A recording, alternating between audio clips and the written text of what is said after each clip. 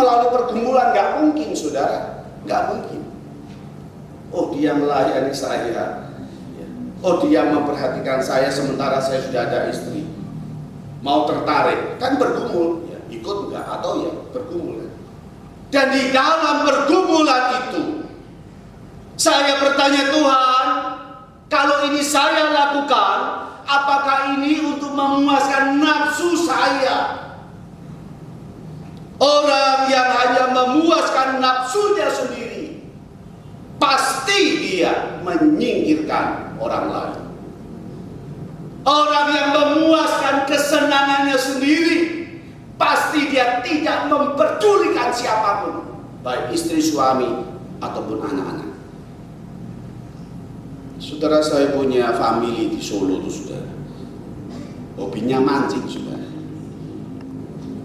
Kalau mancingnya kumat saudara, 1 minggu itu bisa 5 kali, berarti 5 hari saudara. Berangkat jam 5 pagi, pulang jam 11 malam saudara. Tokonya suruh jaga istrinya saudara. Dan mancingnya sudah aneh saudara. Jam 5 pagi itu mancing, dia masuk ya di pinggir Bengawan Solo itu sudah berendam saudara. Bukan di luar, rendam air dengan pancing. Sampai saya pikir kamu tuh gak waras ya. Dari pagi sampai siang rendam.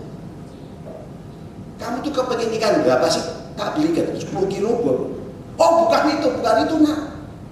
Kim dia panggil saya. Bukan itu Kim. Lalu apa yang harus cari? Mancing lu tahu nggak? Kalau mancing dapat pak, duduk. Nah, duduknya itu nggak bisa dibeli dengan uang katanya. Jadi sehari itu hanya nunggu duduk. Wah puasnya luar biasa. Dia nggak peduli istrinya. Ya, montang-manting di toko, ketemu orang, dimaki orang, apa, nggak peduli saudara. Jika pencobaan datang, tanya itu untuk kepuasan diriku atau tidak. Kalau iya, sorry, aku tidak akan melakukan itu. Yang ketiga saudara, ketika pencobaan itu datang, harus ditanyakan di dalam pimpinan dan kehendak Tuhan. Kita dapat bertanya, Tuhan, apakah itu baik untuk diriku dan untuk orang lain? Saudara, pergumulan Tuhan Yesus yang menentang dan memakai firman Tuhan untuk mengembalikan serangan kepada pencobaan iblis. Ketika pencobaan itu datang, apakah itu baik untuk diriku dan baik untuk orang lain? Kalau itu saya lakukan baik untuk saya atau memberikan dampak orang lain atau tidak? Ketika itu saya lakukan, saya ada di dalam kebenaran atau tidak? Memberikan dampak positif atau tidak? Atau merugikan atau menghancurkan? Saudara, 3 tahun yang lalu anak saya yang perempuan cewek saudara masuk ujian SMA. Waktu itu setelah 1 minggu sebelum ujian, dia tentang satu kelasku Pak, sekolah Kristen saudara. Di kelasku Pak, ada 22 teman, 22 murid. 20 itu Pak, beli jawaban UNAS. Gopek cing Pak. Oh ya, loh pasti enggak? Oh pasti. Dan ternyata pasti sudah. Maka yang seharusnya menjadi menteri pendidikan itu yang maling-maling begini loh ya. Itu yang harus dijadikan menteri pendidikan. Menterinya baiknya kayak apa, masih kalah dia dengan malingnya, pencuri-pencurinya itu ya. Oh betul Pak. Ya wes, saya keluarin dompet, saya kasih gopek cing. Nih kamu beli. Oh enggak Pak. Loh yang enggak siapa? 2 orang loh. Aku enggak sahabat. Loh ini Bapak kasih enggak? Beliau, daripada kamu dimusuhi satu kelas, dilihat kamu nanti orang antik, dilihat kamu orang sok suci, enggak apa-apa, Bapak kasih. Beliau, enggak apa-apa. Ya. Enggak apa? Loh apa enggak? Aku takut sama Tuhan, Pak. Wah, langsung tak perlu. Wah, ya, Papa terharu ya. Papa senang ya. Aku doakan pasti Tuhan berkati kamu lulus. Tapi kalau tadi gopek ini diterima, tak kaplok. Lalu lulus kan ujian, lihat di internet kan tidak diumumkan, lihat sampai setengah 2 pagi, cari, Pak nggak masuk, cari, udah terus cari, itu masuk, dinyatakan lulus, langsung dia teriak loncat, oh puji Tuhan, saya lulus walaupun tidak nyontek.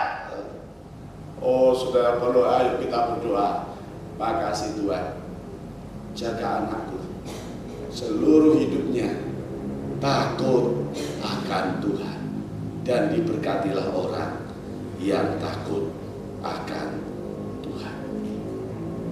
Saudara, ketika pencobaan datang, betul baik untuk diriku dan orang lain atau tidak? Kalau tidak, kita berani berkata sorry, tidak. Saudara, saya akan mengakhiri khotbah ini saudara dengan pertemuan orang ateis dan orang fanatik agama. Ini saya dapat kiriman dari orang Jakarta, saudara. Dan sudah saya modifikasi gitu ya. Sehingga bahasanya lebih familiar dengan saudara karena pakai lugue gitu ya. Jadi saya belajar lugue ya. Jadi saudara, ada 2 orang mati, satu ateis, satu fanatik ya. Yang ateis itu orang yang tidak percaya Tuhan, yang fanatik itu wah sok rohani banget gitu ya. Ke gereja pun, ke kantor pun Alkitabnya bawa gede lagi Alkitabnya gitu ya. Bawa sangat rohani sekali, doanya rajin ya. Tapi satu saat yang aneh saudara, yang fanatik itu masuk neraka gitu ya. Yang ateis loh malah masuk surga gitu ya. Ya kan nggak terima tuh, gimana sih Tuhan? Kamu itu ya, wong aku jadi orang yang baik-baik kok malah masuk neraka. Orang yang tidak percaya Tuhan kok masuk surga tuh, apa sih Tuhan gitu ya. Lalu saudara, di sana ya Tuhan menjawab ya, keputusan si fanatik masuk ke neraka, maka proteslah si fanatik itu ya, dan Tuhan menjawab, ini jawabannya ya, anakku ya, lu itu orang itu, gue itu Tuhan ya, anakku, lu ini introspeksi dirilah. Saat mendapat kesulitan dalam hidup lu bilang gue kasih pencobaan. Memangnya gue iseng. Terus sebut-sebut nama gue sifatnya seperti manusia yang senang dipuji. Apakah memang gue begitu? Ya. Lu ngerepotin gue melulu. Lu sakit bukannya minum obat, malah suruh gue sembuhin. Ya kan? Kalau sakit nggak ke dokter dulu, Tuhan sembuhkan Tuhan. Ya. Lu utang, suruh gue lunasi. Ya. Di Surabaya dia harus utangnya hampir 1 M. Ya. Tuhan lunasi Tuhan. Gimana cara Tuhan lunasi? Setiap kali penagih datang dikasih ayat. Ya. Ketika penagih utang datang kasih ayat, kasihlah sesama manusia. Ya. Bolak-balik datang kasih ayat, akhirnya orang yang datang gak berani lagi dengan ayat itu, langsung tidak datang. Lah lunas. Tuhan kasih lunas ya. Lu holiday, gue disuruh jadi satpam jagain rumah lu, ya kan? Kalau kita pergi liburan, Tuhan aku mau ke Bali Tuhan, Tuhan aku mau ke Singapura Tuhan, tolonglah Tuhan jaga rumahku ya Tuhan, supaya maling gak masuk Tuhan. Memangnya Tuhan satpam? Anak lu digebukin orang karena narkoba, lu suruh gue berikan pertolongan, emangnya gue hakim? Sudah banyak tuh orang Kristen yang masuk penjara karena narkoba. Pak doain supaya minggu depan bebas. Enak aja, ya 4 tahun jara ini kok enak aja. Memangnya Tuhan hakim? Lu baru ngasih sedekah jamban aja, gue disuruh balikin sepetial. Emangnya gue direktur Bank Dunia? Ntar kita mau persembahan loh ya. Jangan Tuhan cepet jing minggu Senin cuan captio Tuhan. Kemarin lu sekarat gara-gara darah tinggi karena keenaan makan sate kambing dan makan durian. Lu bilang cobaan dari gue. Karena kena stroke ya salahmu sendiri ya, bukan cobaan dari Tuhan lo ya. Sekarang lu mati, seluruh keluarga lu bilang gue yang manggil lu. Betul kan? Kalau kita di tempat orang mati itu selalu ngomongnya, oh dia dipanggil Tuhan, lo dipanggil Tuhan, iya kan? Nggak ada yang dipanggil Nathanael, nggak ada kan? Semua dipanggil Tuhan, dipanggil Tuhan. Lantas nuntut gue harus terima lu di surga.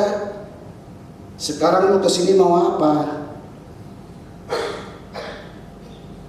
Lu cuma mau numpang di rumah gue kan? Enak aja. Lu lihat itu si ateis kagak pernah ngerepotin gue.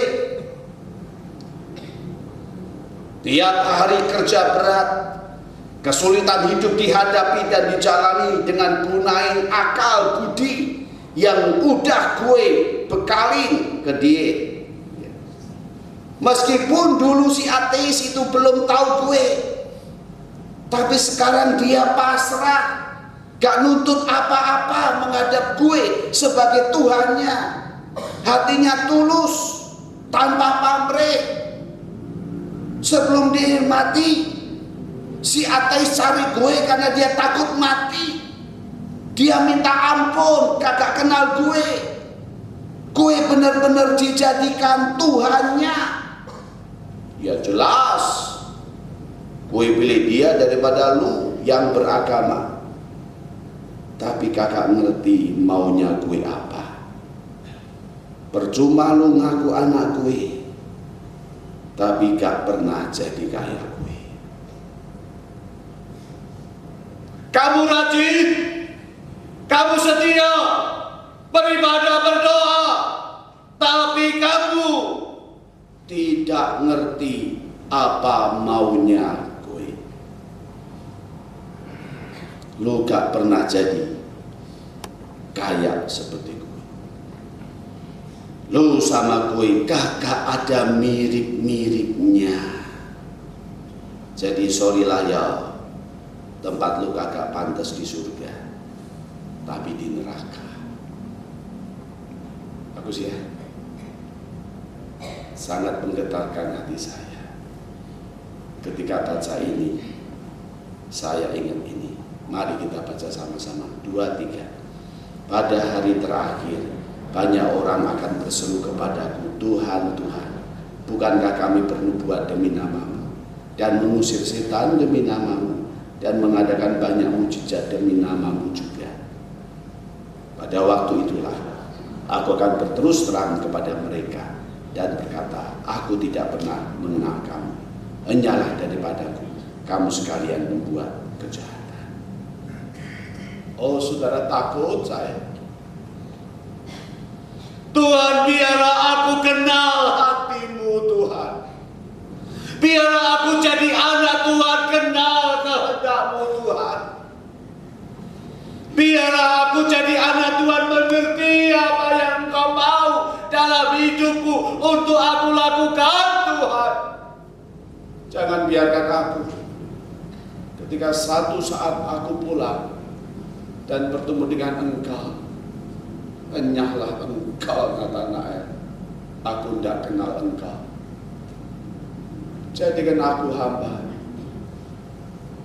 yang Engkau kasih, yang Engkau gendong, yang Engkau bawa, yang terus menang dalam pencobaan, yang berani berkata tidak terhadap yang benar, sampai setia Tuhan panggil aku. Amin.